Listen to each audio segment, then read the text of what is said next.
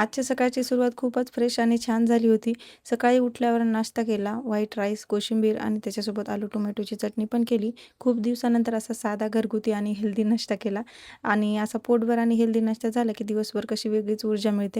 त्यानंतर आज न जेवायला बाहेरच जायचं होतं, त्यामुळं घरात एक्स्ट्राची कामं पण निघाली. घरात धूळ दिसायला लागली की खरंच डोळ्यामध्ये ती खुपते.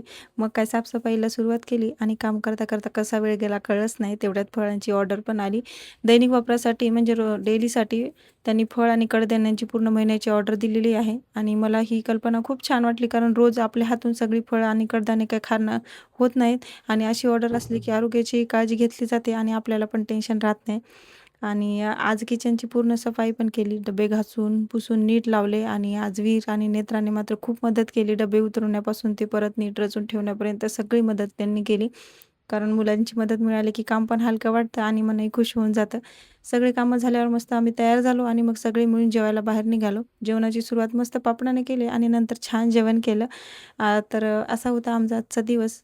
आजचा व्लॉग कसा वाटला ते नक्की कमेंटमध्ये सांगा आणि व्हिडिओ आवडला असेल तर लाईक आणि सबस्क्राईब करायला अजिबात विसरू नका. भेटूया पुढच्या व्लॉगमध्ये. तोपर्यंत बाय.